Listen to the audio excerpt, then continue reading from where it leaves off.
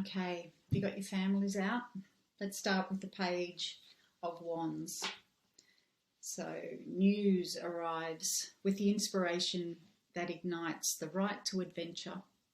That's what fire brings. It's a conversation or an exchange of ideas that you go, oh, I think we could work on this or that, or we could do that. And all of a sudden you get so excited that it's not actually here yet, but it has the words behind it. It has a person that's come to talk to you about it. That's what the pages do. They embody the element of excitement, the element of fire, and then they communicate that. The aces represent the potential, and the pages are the voice and the opportunity behind it. In terms of situations they represent, could be students, apprenticeships of any kind, learning a new sport, and experiments with new ideas. Then we have the Knight of Wands, which is Sagittarius energy. The raw energy of the Knight of Wands is pure enthusiasm and the beginnings of a passion project. Could be travel as well. Imagine a summer grass fire that lights, the sparks keep igniting and going on to the next flame. So that dry grass is perfect fuel for Sag energy, because it just keeps learning and shape-shifting, and it keeps wanting to expand and grow. There's no containment in sight. So the search for meaning is really an endless and expansive journey. Sag is inquisitive, humorous, spiritual, and philosophical by nature. They are perpetual travellers and can also have a case of foot in mouth, as sometimes their enthusiasm can come out too direct. So this personality can have highs and lows as well, because, you know, the horse is reared here, so there's action, and then it can fall flat and lose energy. So it's really important for Sag to find that flow in life and to practice patience. So careers for this card are tour guides, extreme athletes, archaeologists. They're good managers as well. They're great at managing people because they help bring out the excitement in them, and they'll, you know, hit the ground running with them. Then we have Queen of Wands, Leo energy. So Leo, in terms of fire energy, is like sitting in front of an open fireplace. Her energy is warm, inviting, fixed and safe. So she doesn't go to you, you go to her. The more you acknowledge her warmth, the more generous she is. Consider the Queen of Wands the mentor of the deck, spiritual wise woman, and she loves animals too. You can see the cat in this one. The person you go to for advice and leadership. She's confident within herself and in social settings, and extremely honest and outgoing. And I'm saying the word she here. Mix that with they, he, whatever sits with you. The shadow side can be too assertive and overly confident. Because the Queen of Wands is normally the initiator, if she feels like she's behind the game, she can feel very unsure about herself. So she can become aloof as a result of that, and maybe turn into a drama queen. Her normal positive outlook can revert to anger and frustration. We all have these light and dark sides about us. So the careers, the Queen of Wands, mentor, business coach, could be fashion designer, or, you know, building a brand. She helps develop businesses, and she's also an entrepreneur. And then we meet the King of Wands. Here's the bonfire of the Wand family. So imagine you've out in an open paddock and the sun's setting, and you've got, you know, the bonfire set to go. The king would confidently throw a match onto the fuel and it would burst into life. It doesn't last long. So it gives this magnificent burst of energy and then slowly dies down, unless there's more fuel being added to it. But that's what Aries energy is.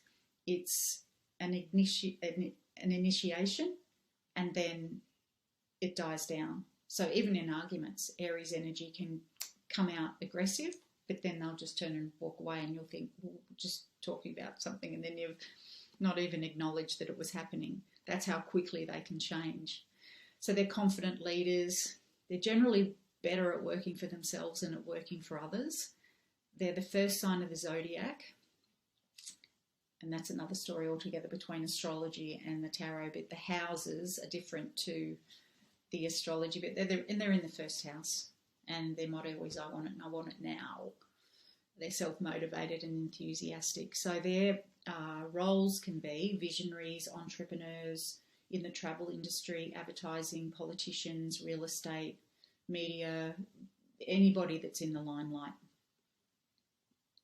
Okay, now let's grab your air signs and we'll meet the other side of, or the two masculine elements. So here we meet the page of air. And as we're going through these, assign a person to them. You might know someone that is starting out and starting to study. You might know someone that's about to travel. You might know someone that is going through a mentorship. You might know somebody who is in a leadership role that's about to develop some new skills. Put a little face over the top, and then it'll help you remember what the qualities of each one are, and just keep building up that diary of knowledge. So here we meet the Page of Swords, and this is the talkative side of air. So the childlike tendency to speak without a filter. And it's like that frontal lobe that hasn't developed. So sometimes it can be disruptive, although it's totally honest, and there's no better way to get a conversation started than with this energy. It's a catalyst for change through speaking and sharing ideas. So this can be starting out in new fields such as a solicitor, prison officer, teacher, it's like starting in all these industries. And then we meet the Knight of Swords, which is Gemini. Who do you know that sits in Gemini energy? The Knight of Swords energy is a catalyst for change and swift action. Like communication is their everything, always on the go. They've always got their diary full, and some. Air signs are detached from emotions. They're pretty white, pretty black and white with their attitude, and they can really cut through limitations. So they can see that, and then they'll try and find the middle ground, hopefully. They're a natural wordsmith. They don't like to conform to normal ways of thinking, although always on the go, like I said, 10 things at once, crosswords, learning a language, Sudoku, stretching the mind on a whole heap of different projects. So think of twin energy. So there's two energies, so two minds are better than one. That's this one. See how there's no point on the sword? So we're looking again at sometimes this energy can just go around and around and get so much done. They can run out of fuel and can become mentally tired and not sleeping too well. That becomes the shadow side, which leads to exhaustion, doing too much, unable to sleep deeply. Their talkative nature can often lead to negativity if it goes unchecked. Can be schizophrenia, can be gossipy. And careers would be change management, analysts, scientists, IT fields. Then we meet the Queen of Swords, Aquarius energy. Here we meet the independent, eccentric queen of the tarot. She's a single queen. All the others are relationship, not dependent, but they love being in relationships, whereas the Queen of Swords, in terms of her personality, she's an introvert by nature and is focused she has a really good imagination. Her mind is her secret ingredient in life, and she uses it to solve practical problems and getting to the core of things.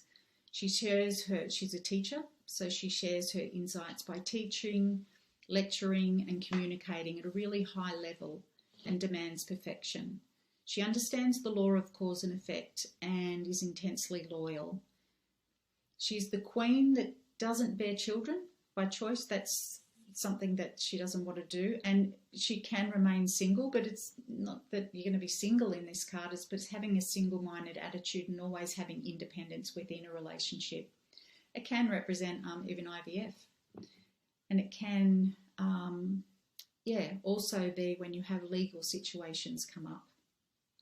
So the careers for the Queen of Swords is a judge, journalist, a lawyer, academic, lecturer or public speaker, and also a teacher.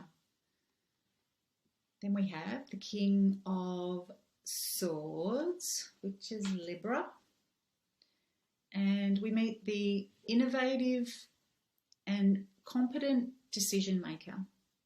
Yeah, he's looking front on. He's logical, rational, and emotionally detached with really high principles.